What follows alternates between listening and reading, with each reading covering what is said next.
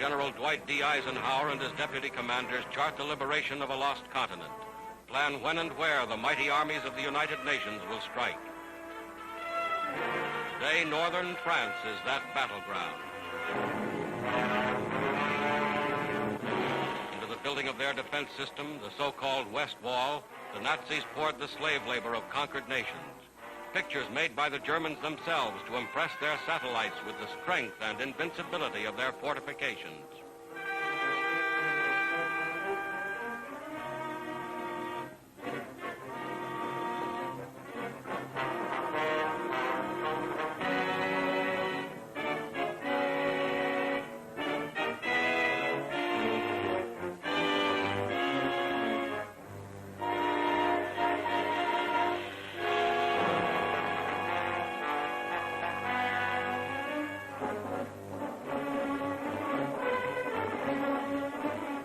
In steel and concrete emplacements, 4 years in the making, the Germans have amassed every known weapon of defense.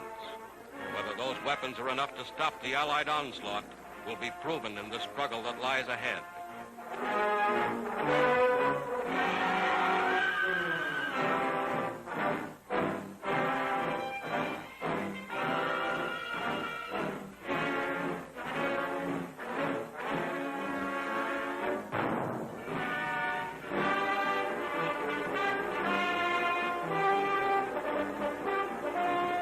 Here is the other side of the channel, Britain, an armed camp bristling with tanks and trucks and guns from the United States and Canada.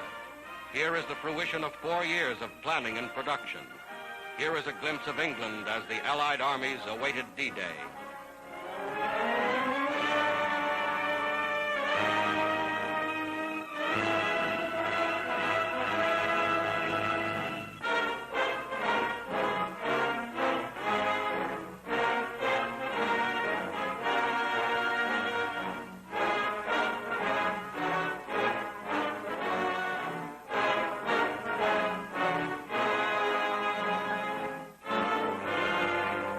Locomotives built to run on continental railways, freight cars and tank cars to replace rolling stock destroyed by the Germans. All this and more is included in the gigantic preparation for invasion.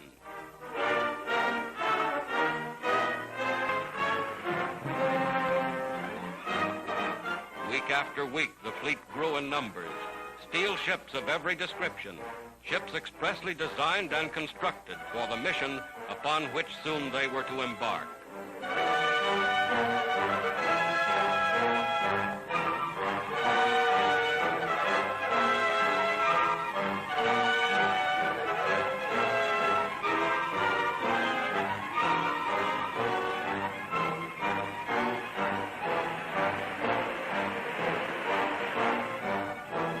Nothing was left to chance.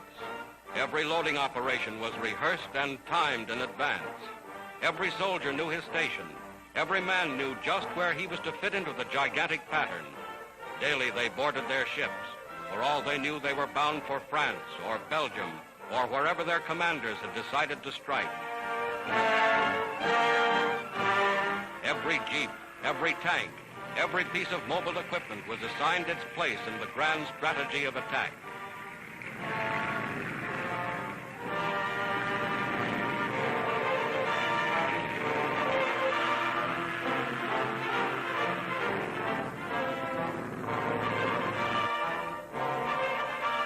Then, on the 5th day of June, 1944, just as you see them here, a fleet of more than 4,000 ships put out from England.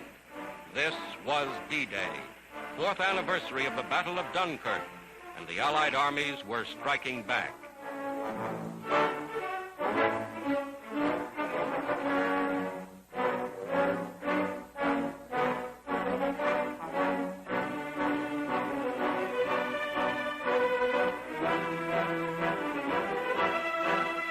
The great fleet was underway.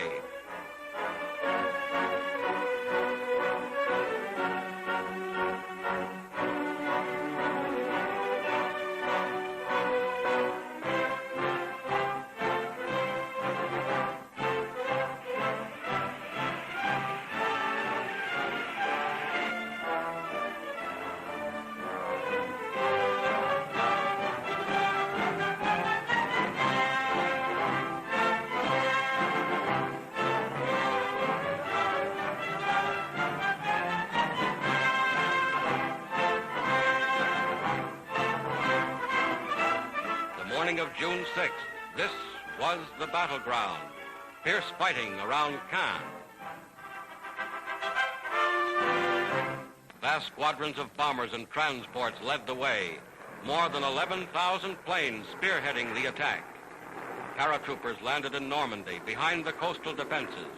Landings made with timing and precision, perfected only through scores of rehearsals like this.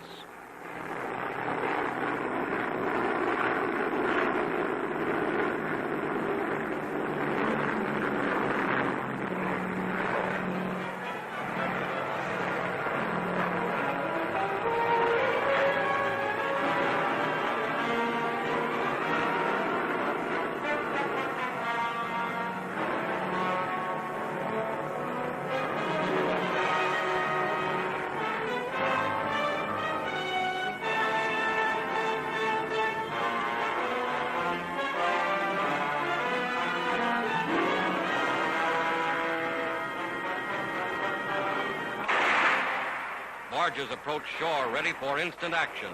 Some bearing artillery and rocket guns already opening fire.